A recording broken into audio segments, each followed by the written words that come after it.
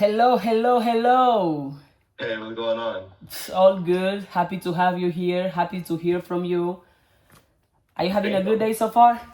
Yeah, I'm happy to be here. Facts. How you doing today? I'm doing pretty well. Can you hear me at all good right now? Yeah, can you hear me? Yeah, I can hear you too. Facts. Okay, I have seen you having interview like a lot of celebrities, a lot of people into fashion. What is fashion to you? How do you define fashion? Fashion to me is like just a way to express yourself. It's a way to, I guess, kind of communicate what's on your mind. The things you like. The things you might stand for. Through your clothing. So that's what fashion is to me. Facts. Among all the interviews you have done, which one has been the most impactful to you till today? Or the most memorable? The most memorable video I've done to this day. That's a good question.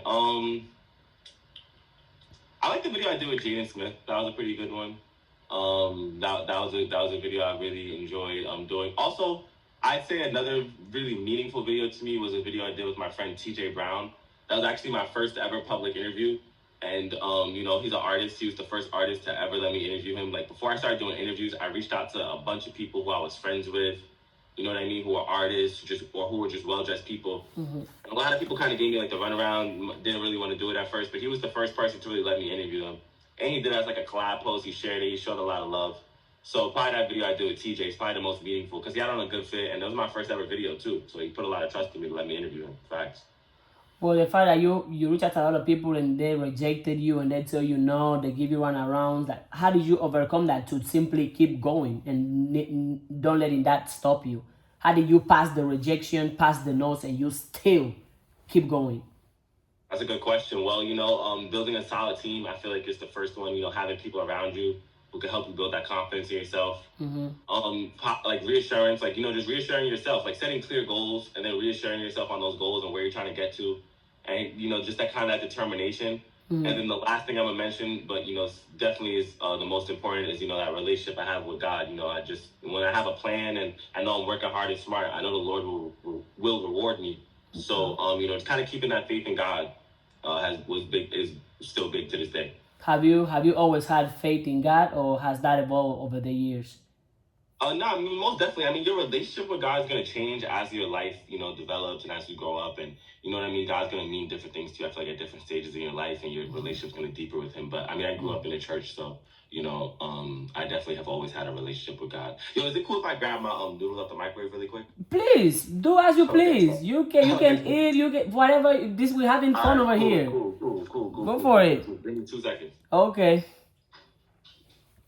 I'm gonna say you ain't gonna give me no noodles. That ain't fair. I got you next time you come to America. Oh, okay. All right. Continuing on. But you say that where in the if you can go back on time right now, let's say you go 50 years from today, what are something you think you would see when it comes to fashion?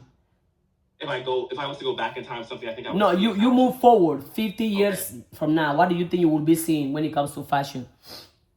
I mean, fashion's always evolving, so I think I'm gonna just see more people being comfortable and expressing themselves and wearing crazy clothes because I feel like the way people dress now is so much different than the way people were dressing 10 years ago, and that's different from how people were dressing 20 years ago. I feel like people always felt like they had to stay within a box, but I feel like that's starting to like change. There's no really one nice way to dress now. People will dress in a bunch of different ways, and I feel like it's pretty accepted. So I feel like that's really cool. Why do you think like some people feel the need to dress just to fit like, standards or perception, like oh, this clothes is for men, this clothes is for boys? Do you think clothes have gender? I mean, yes and no. I think like there's certain garments of clothing that might be for one gender's body type or might be for another gender's body type.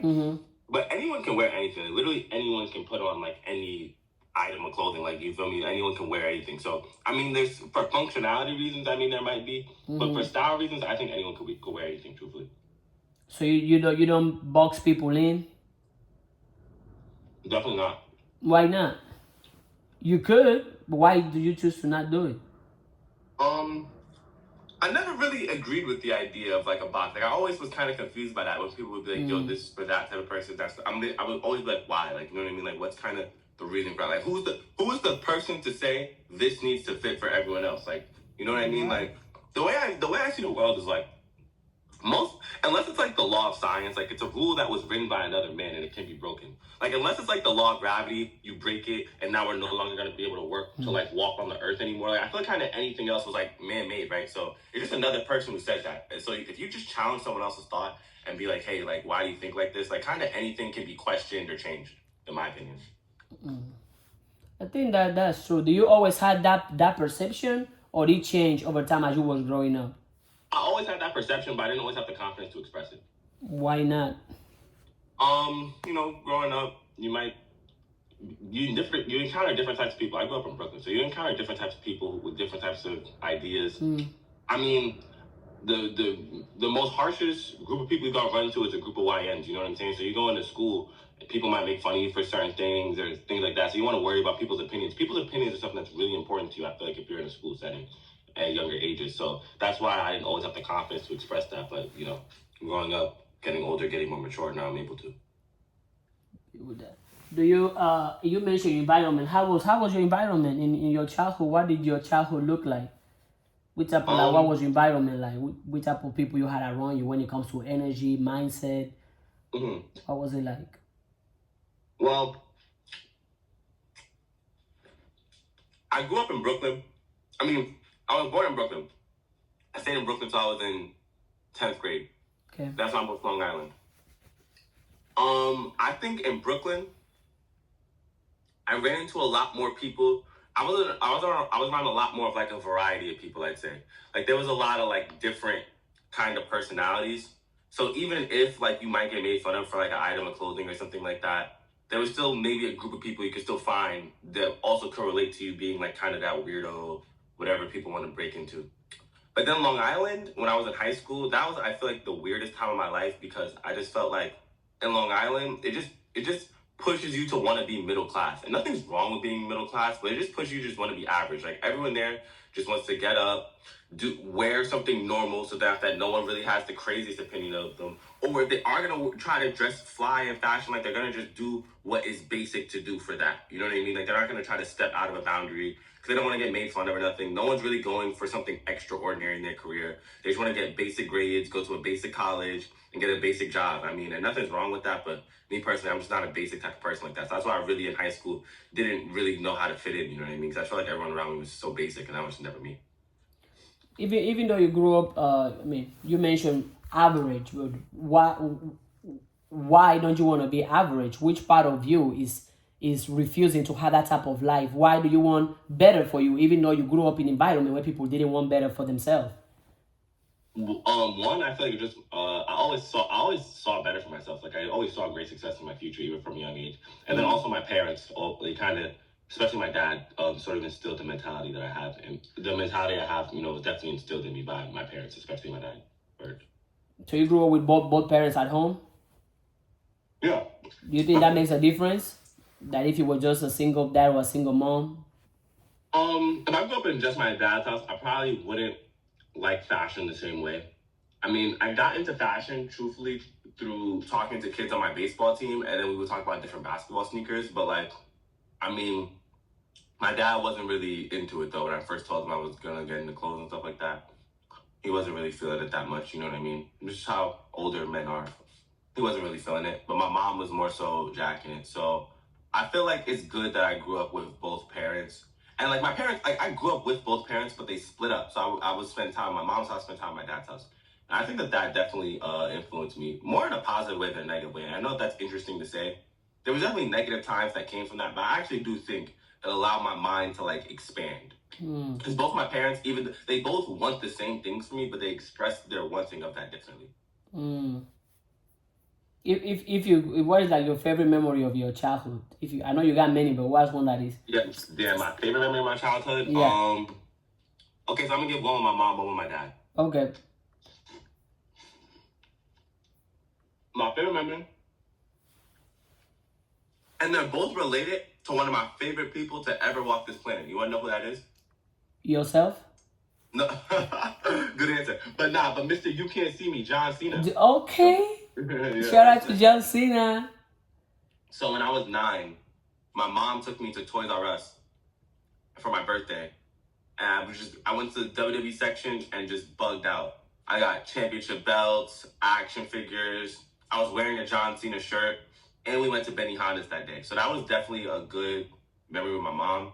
And then a good memory with my dad was when my dad took me to a wrestling match, and I actually saw John Cena and Randy Orton. They were in a tag match.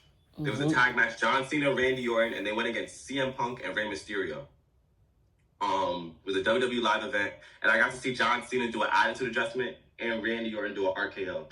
So that was insane. Literally, when John Cena came out, I dead ass started crying. So I was like 9 when this happens. That was pretty lit. So I feel like that's a good memory with both my parents. Justin is your favorite? Yeah, John Cena's my favorite wrestler for sure. What do you think makes him stand out among everybody else that do what he does?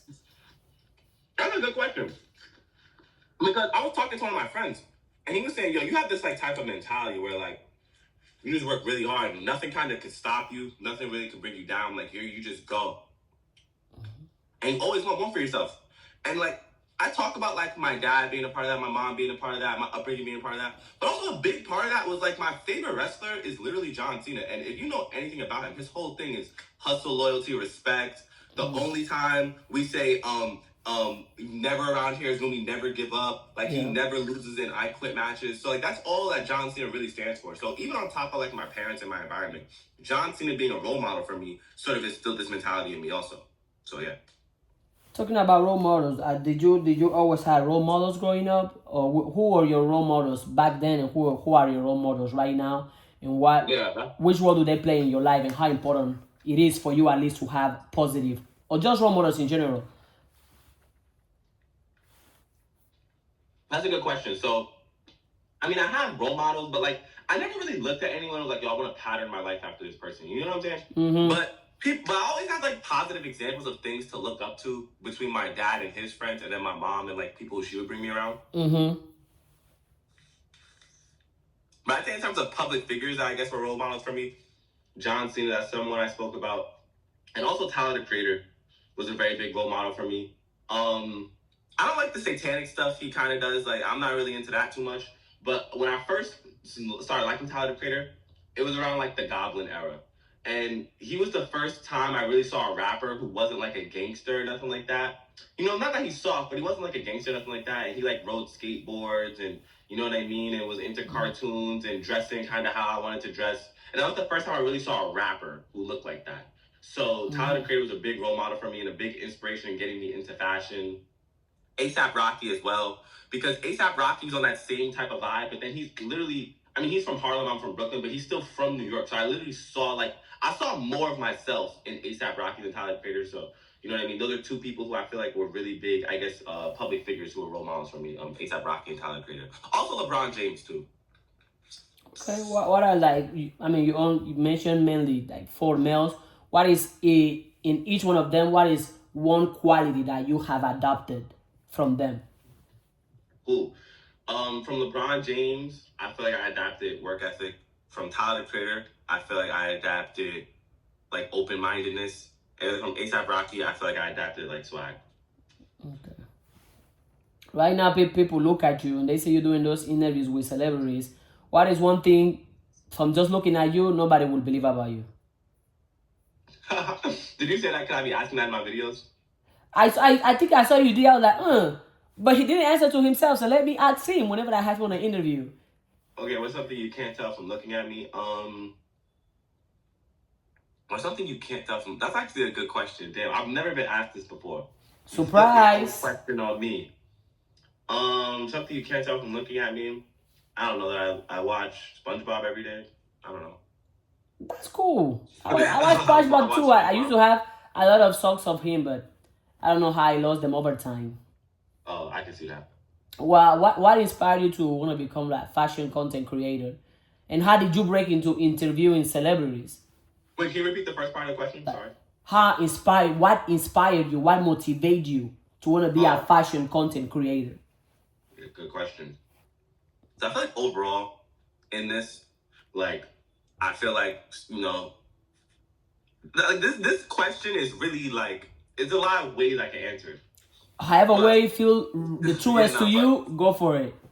But okay, so being a fashion content creator, right? I love fashion. You know what I mean? Being a content creator is a cool career. I saw this as a way for me to profit off something that I'm really passionate about. So there's that aspect of it, right? But then also too, I mean, in terms of being a content creator, right? If you know me, like I wanted to be a content creator, probably sounds like 10. I just never really had the confidence or the resources. From back when I would watch, I don't even know if you know who it is, but this guy I used to watch him play NBA 2K12. His name is Chris Smooth. That's originally was the first thing that got me into watching like content, thinking it was cool. Then later on, I was watching Pretty Boy Fredo. This is the first person I ever saw play video games and put their face in it. I thought that was kind of cool. Then I started watching like DDG and people like that, like doing vlogs. And I was like, yo, these dudes get mad money. Like, you know what I'm saying? I'm seeing DDG, he's 20, buying BMWs and penthouses for himself and for his parents. I'm like, oh shit, like that's crazy. I'm watching this. I'm like 16 watchers. I'm like, oh shit, like you get money like that from YouTube? Like that's wild. You know what I'm saying? So then after that, I was seeing this and I'm like, damn, like this content creator stuff, there's probably a lot of money in it. This seems like a cool profession. So then after that's why I like wanted to do it, but I just never really had the confidence or the resources. Then the start kind of came when in like 2021, I had this page where I would just post pictures of cool like hidden New York kind of. I would just post pictures of cool like sneakers, cool just fit pics, like you know what I mean. I would just repost cool pictures. But then I really started taking content serious in May of 2024. You know what I mean? I was getting ready to graduate from college. And, you know, I just saw this as a way where I was like, all right, you know what I mean? This is something I could really do for the rest of my life that could, you know, really, like, I could profit from. And also, too, it's in line with the stuff I naturally like. So why not give it a shot? So then after that, you know what I mean? Specifically, I got into interviewing because my friend Justin, he told me, like, yo, you should start interviewing people. And I was like, that kind of makes sense. Like, I love going to Soho. I love talking to people. And I love fashion. So why not do something that kind of combines all three?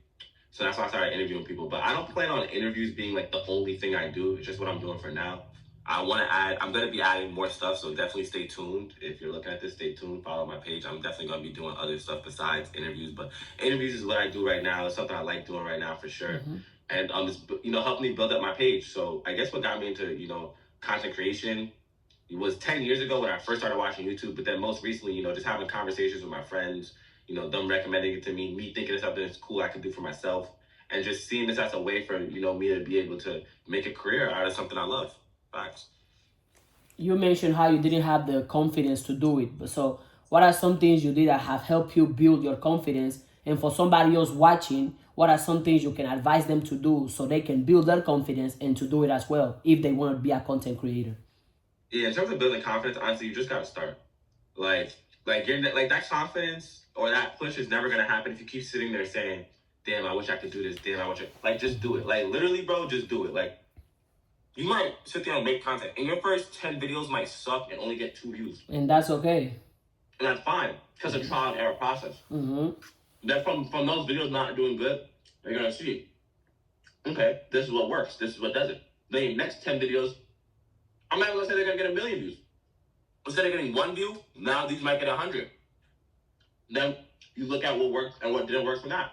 You take that.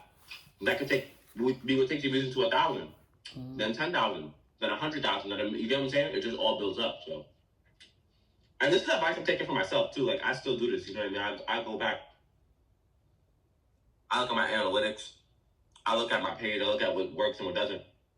Do A/B testing, and then, you know, take it from there to build my page up. So it's definitely, so the advice I'm giving y'all is nothing I don't take for myself, and still, you know, taking it. When it comes to challenges, I mean, I can tell that lack of confidence has been one of them. What are other challenges you had to break in order to get to where you want to be and to still envision yourself getting bigger and better? Because I know you will. It's a matter of time.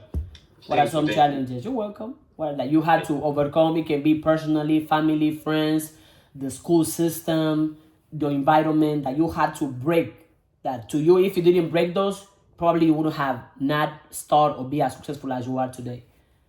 I feel like the first thing is a lack of resources. I mean, doing content sometimes it can, you know, cost money or require resources. Like if I didn't live in like a big city, like a New York or something like that, like if you don't live in a big city, I'm gonna be honest, it's gonna be hard to public interview people because there's just not that many people around. So if you don't live in like a New York, a Miami, a LA, or like a Paris, like you know what I mean, it's gonna be, and you want to do public interviews, like that could be hard because you're not living somewhere where it's like highly populated with people to interview. So lack of resources sometimes can be a large issue. You know what I mean? Make sure you have the right equipment, the right microphone, the right camera, all of that stuff. And then also too, one thing is like when you're doing content, you really cannot worry about many people's opinions. Get a trusted group, maybe like 2-3 people who you trust their like opinions and their tastes and their intentions for being around you, and really only listen to their opinions. Because you listen to the opinions of too many people, and you get away from following what's in your gut, you're gonna have to mess yourself up and overthink. And then also too, if you read your comments, and then a bunch of people tell you, hey, this video is really good, and then you get really excited on that, that's not good. You read your comments and a bunch of people tell you, oh, this video sucks. That's not really, and then after that, you take that in as well. That's not really good either. Honestly, with people in the comments, you say level-headed. You can't get too up or too down on anything. And that's something that I had to, realize over time. And I feel like that's something a lot of people don't really talk about. Like the mental aspect of being a content creator. Like you really can't get too up or too down on people's opinions because they're gonna sway, and all that's gonna happen is if you feed into that is like you're gonna do things that are just gonna take you away from what you naturally know you should be doing and what you're good at. So that's my advice for that. You say, and what are some things that you do outside of content creation, outside of social media, that keeps you positive and keeps you focused on your goals? What are some things? I mean, you mentioned your relationship with God earlier. What are some other things you do to make sure that you still having yourself together off social media? Yeah, I mean, going to the park with my friends, chilling in Soho, watching TV, listening to music, buying clothes, stuff like that. Are your friends into fashion as well? Yeah, all my friends are into fashion. How important it is for you to be surrounded by such a positive and group of people? It means the world, honestly. Like, you know what I mean? Having a support system is what's needed because those are the people who you're going to share your accomplishments with, and, you got to lean on their shoulder when things aren't going your way either. So, that's super important for sure. Okay, so shout out to all your friends. You can give them a shout out. They might watch this interview when it's on YouTube. Shout out to all. I know all of you are going to be successful because they say if you hang out with 5 millionaires, you're going to be the 6th one. If you hang out with 5 icons, you're gonna be the 6th one. So just a matter of time. Right. What is, if you had to describe yourself as the best version of you, what would you say? Damn, that's a good question too. I feel like the best version of myself. What would you say? I probably just inspired a bunch of people. The way I was able to come on here today, you gave me a platform to be able to tell my story. If I could just, tell my story and make his story. I'm a big Drake fan, so that was a Drake reference. But you know what I mean? For real though, I could honestly just inspire a bunch of people to just want to be better versions of themselves. That would be me being my best self. If I can inspire people and help them build up their confidence, that would be me being the best version of myself. How do you think you do it? Are you doing it already? Or how do you think you are doing it right now? I mean, I'm trying my best. I'm trying, you know what I mean? That's why I'm trying to do more things like this where I could kind of share my story and, give people a glimpse of me, like outside just a fit check so they could really see like what goes into this and, the mental aspect, and talk to people about my journey and, preach about like hard work and stuff like that. And, just staying, mentally, intact and, just having belief in your ideas. How do you want to be remembered when you are gone? I want to be remembered as an innovator. I want to be remembered as someone who just but someone who pushed the culture forward. And I want my page to get to the point where it's like, when you mention social media and you mention fashion, you mention me. You are like the to go. I mean, but you say you are expanding, right? And that you not only, be doing fashion only, but you're going to expand, which is great because I don't know if you do, but you got to see yourself as the brand, as the business.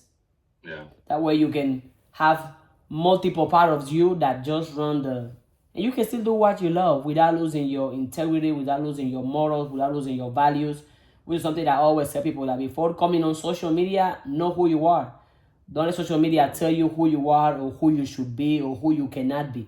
Know who you are, and everything else will fall into place. Okay. What will you do if you fully, I mean, I don't know if you still struggle with confidence. I pray you don't anymore. I can tell you don't anymore. But what will you do if you fully believe in your limitless potential? What will you do? I'd be a billionaire if I fully believed in my limitless potential, because I'm going to be honest, while I'm not going to say I struggle with confidence per se, but I still am trying to get to that point where I know my potential is limitless. You know what I mean? Like, I'm not trying to put too much caps on the places I could be at. So, I mean, my limitless potential, I think I'd be a billionaire on some billboards and, you know, probably opened up like a bunch of community centers and, you know, changed a bunch of people's lives. Facts. What's one bold action you can take today to step into your next level? I mean, I'm working on some things right now to do that. I actually can't necessarily share them yet, but you know, y'all stay tuned to my page, y'all will see. So, well, we're gonna see that, I guess. if your future self 5 years from now gave you advice, what would they say? If I could give, if my future, wait, someone, so if me in 5 years gave myself advice for now, yeah, what would they say to you? Imagine having a conversation with the you of 5 years from now. Which advice would they be giving you? To keep going, honestly. I mean, I don't really know what the future holds, so I'm not really sure exactly what they would say, but I know one thing they would tell me is to keep going. I don't know anything else they would say, but I know that would definitely be something that I was told. Okay. Oh, somebody told you to keep going too? Yeah. When it comes to, you know, there is a lot of advices people give us, but what is one advice you still remember that till today? Or one quote you live by? Or one principle or one belief you live by? It's a quote from Roger Babson.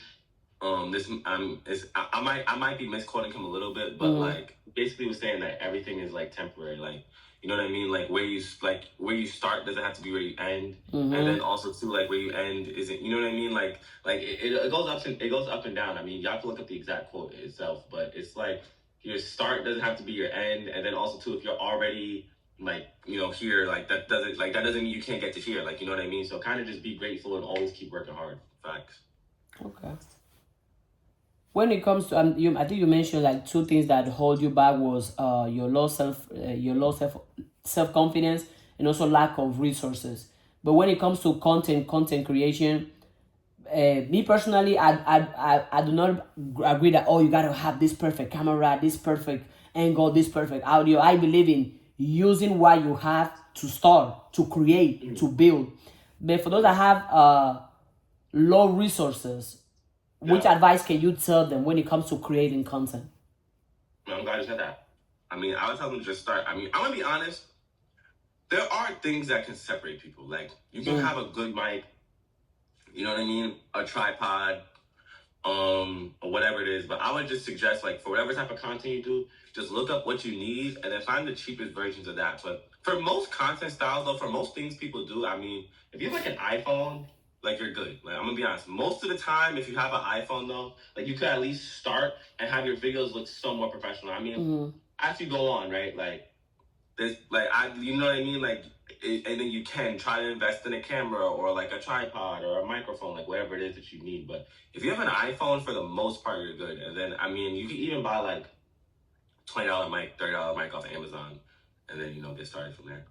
There you go. Because when it comes to equipment, a lot of people get caught up in the, well, I don't have the camera, I don't have the microphone, I don't have the audio. I'm like, grab your phone and start recording. Because also, since you're gonna show how you started, that builds more trust. That gives you proof of concept, because you show where you started. I can imagine when anybody that inspired you. I mean, you mentioned Tyler the Creator. Whenever you look at his videos from years ago, doesn't inspire you even more? But imagine if you waited. Oh, let me wait for the perfect camera, the perfect lighting, the perfect outfit. Just make it. Just start. Stop letting your not having. You already have something. You having a phone. You already have access to everything else. That's all you need. That's all you need is a phone and an idea. And then, you know, and that's it. But if you keep holding, well, you know, nobody believes in me. Well, I don't have money. I don't have the camera. You're going to stay right there. right where you are, that's where you're gonna stay. But if you be like, you know what, this is what I had, let me use it. Hey guys, this is day 1 of me recording in my basement. See y'all tomorrow. Boom. 10 years from today, you're gonna be like, oh wow, this was me. That's a fact.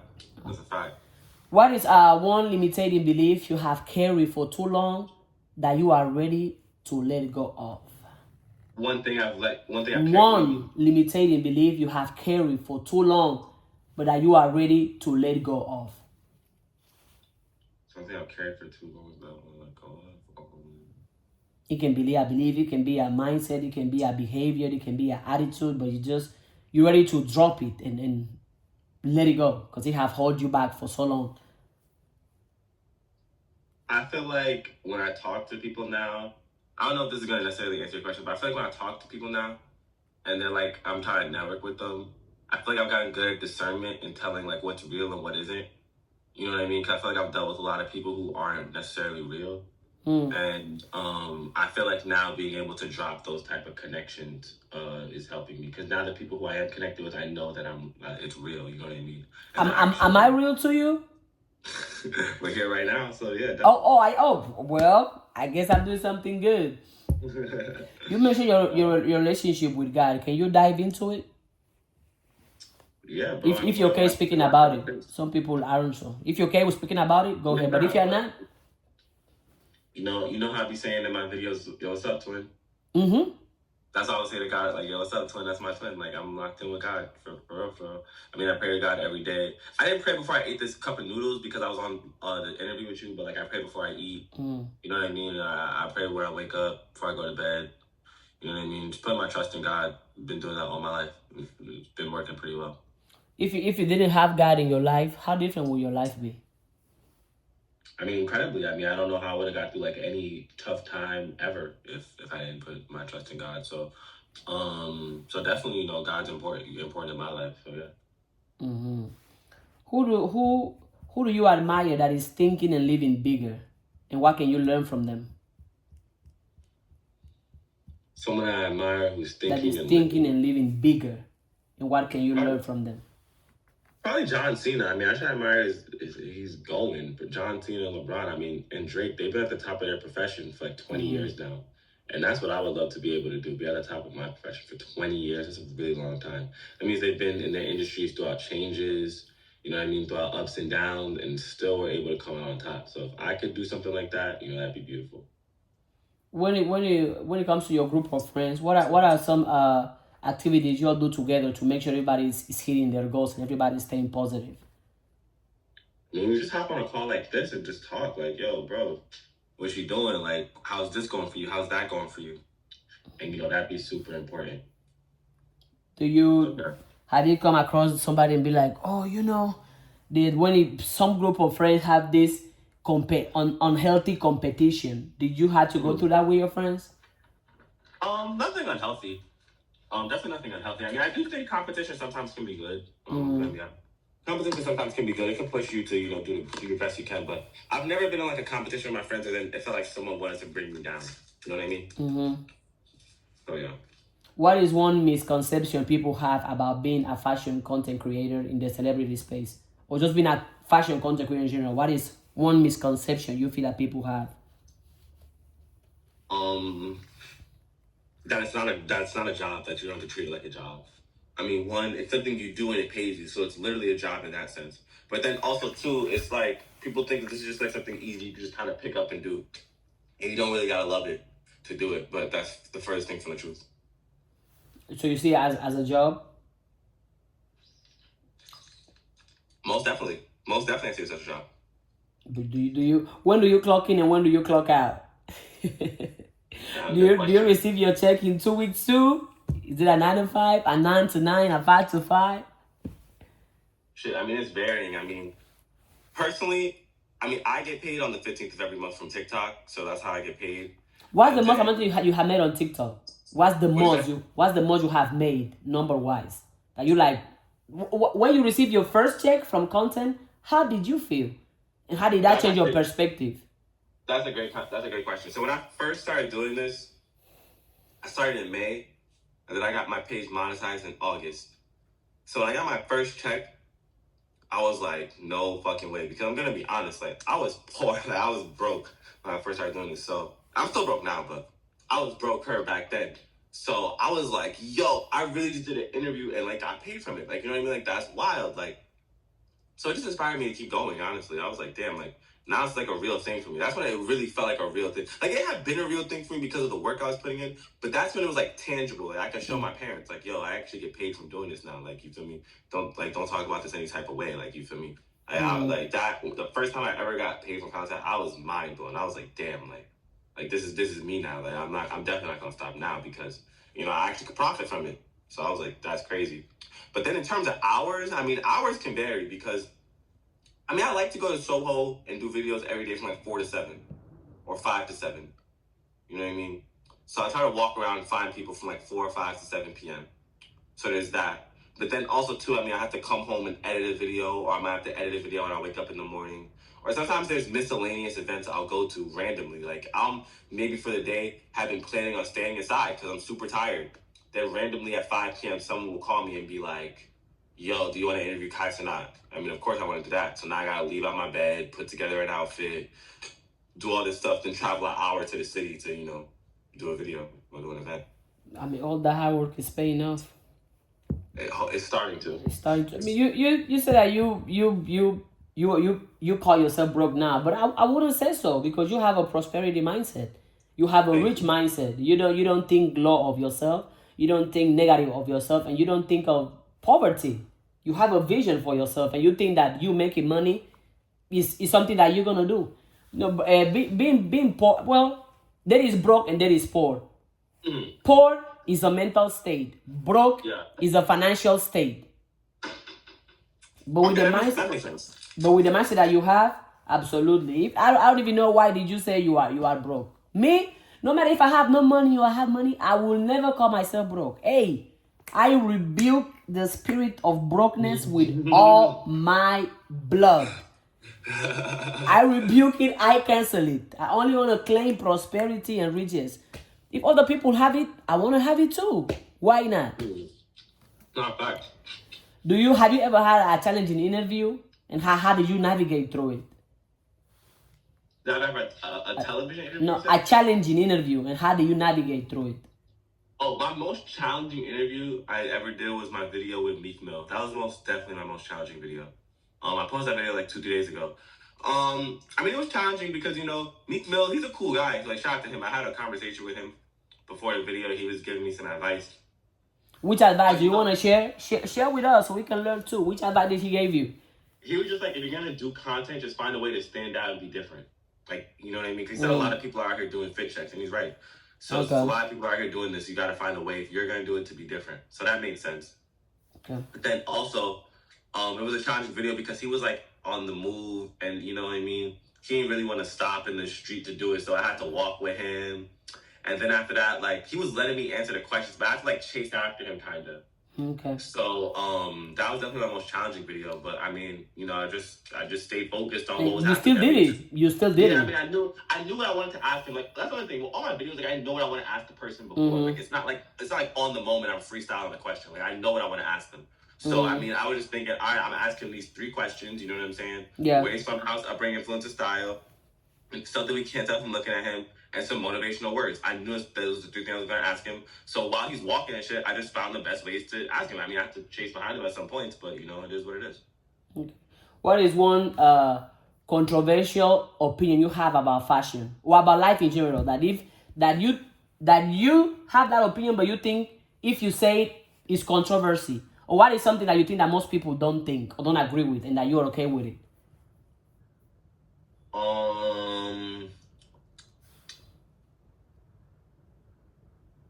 How do you feel about men wearing skirts? Okay. Hello, I'm asking, how do you feel about me? That? I'm asking, yeah. I feel like it's self-expression. It's creative. Okay, yes, that's a controversial opinion I have. You don't. To, like, you know what I mean? It's not something I've ever done personally, but it's not something I'm opposed to seeing. Like, I've seen people do it before and look cool. So. But why wouldn't you want men to wear skirt? Why yes and why not? No, I'm not against it. I'm saying I've seen people do it before and it looks nice. I've seen it look nice before. I just never have seen a skirt that I wanted to wear. Like, you know what I mean? Like, Oh, but you will be down to wear a skirt? if it looked cool, yeah. Okay. You know how at the beginning we're talking about if you feel like clothes have gender. Me personally, that's my thoughts. I do not think clothes have gender. I believe that we as people we are creative, and fashion is self-expression and creativity.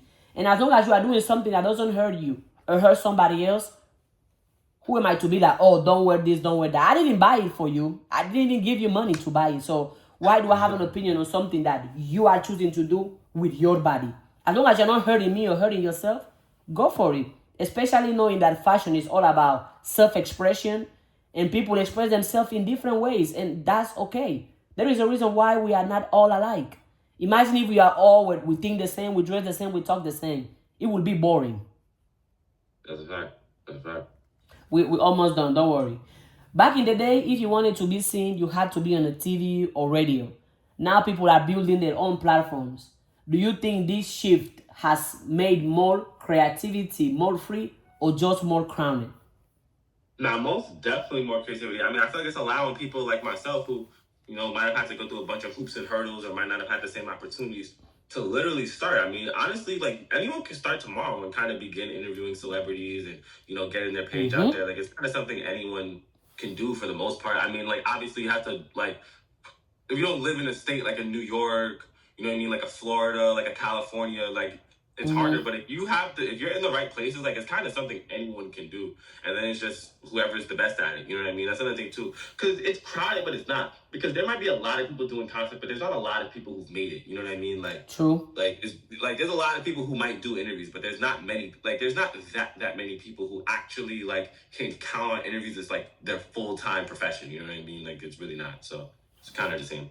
That's what you gotta be like. I still believe authenticity still the highest and greatest superpower. Tap into what makes you the weirdest, the craziest. Don't dim your light just because you want to do what is cool or what everybody else is doing. If you do what everybody else is doing, you're gonna have what everybody else is having. Word. That's a fact. That's a fact. There is a lot of people talking about going viral, get the views, but real longevity comes from building a loyal audience. What's your secret to making people stick around? Or how are you building that longevity that 5 years from today, 10 years from today, people still want to come and listen to you and watch your videos and watch your feeds? Yeah, I mean, I'm just trying to sell myself, truthfully. Like, I feel like what really makes, you know, you get that long-term viewership is by people getting attracted, not like attracted, you know what I mean, physically, but, you know what I mean, attracted to just your personality and who you are. Like, you know what I mean? Like, so I'm trying to find more ways to talk to the camera, talk to people. That's why I'm really thankful you hit me up to do this. But, you know what I mean? I'm trying to find more ways to, I guess, talk to people and showing them who I am. You know what I mean? Being myself in my videos. I mean, there's a lot of people doing fit checks, but not everyone's, you know, I mean, I'm the only yo, it's your boy Deeswishh, like, you know what I mean? The one and only. The one and only. You know what I mean? I'm trying to make my videos really synonymous with like New York culture. So we in New York, who I'm here with. And then I mean, I'm the only person who I feel like says twin to this much of an extent. So you know what I mean? And also too, I don't want anyone to think like I'm just made this stuff up or like I'm trying to be corny or something like that. Like when I first started doing interviews, I didn't know that me saying twin and saying yo, it's your boy Deeswishh, I didn't know that these were gonna be things that people like were gonna gravitate to. I really didn't. I just saw in my comments, everyone was saying in the comments, it was two things people were saying. Why is this guy saying twin and why are his pants backwards? So I would just continue doing that, saying twin and wearing my pants Again, backwards. doing what's the weirdest and craziest, but staying true to yourself. See? Yeah, facts. If you imagine if you have to start from scratch, you have 0 followers, 0 connections, and just your camera, what will you do to build your brand from scratch? I would do the same thing I'm doing now. I would just get out and start doing videos. I mean, honestly, it's like no one video can make your career, but there are videos that can take your page from like one point to the next. So I would just honestly, if my whole page got deleted right now, I would just have to restart. And it would suck, but you know what I mean? I would just, I feel like I'd be able to build myself back up, kind of following the same plan I'm following now. What are some of dream celebrities that you dream to, for example, do an interview with or have a feed check? Yeah, Alive or dead? That's a good question. I would love to fish check Chief Keef. That's a big fashion inspiration for me. I would love to fit check Chief Keef. Allen Iverson's another one. I would love to fit check Allen Iverson. And also Beyonce. I would love to fit check Beyonce as well. So those 3. Yeah, and Tyler the Creator, depending on what he's wearing. What do you mean depending on what he's wearing? If he's spend on that. So you wouldn't got him on anything, you would like, nah. You know what it is with Tyler the Creator? I don't know if I'd want to fit check him per se, but Yeah. I want to interview him and ask him about how he makes his music. Like Tyler the Creator and A$AP Rocky, those are two people who I really like, and I have a lot of questions for them. So I want to do more than just a fit check. Like, you get what I'm saying? Like, I don't care just about what they're wearing, because there's so many other things I want to know about them that I want to do. Like, you sound like you're sitting down and you're interviewing me like this. I don't want to do one of these with Tyler the Creator and A$AP Rocky. Speaking, all things are possible. Yeah, like, but if I just saw Tyler the Creator, he's wearing like a normal outfit. It's nothing crazy. It's like 50. Like, I'd probably ask him still because it's a moment, but like, it would be like, I know there's so much more I could get out of him. You get what I'm saying? So yeah. When it comes to, I also saw on your page that you went on A$AP Rocky. He was doing an event. How was that experience for you? I mean, yeah, as you know, I love A$AP Rocky. It's one of my favorite rappers. So seeing him in person, you know, that was cool. I got to watch him perform.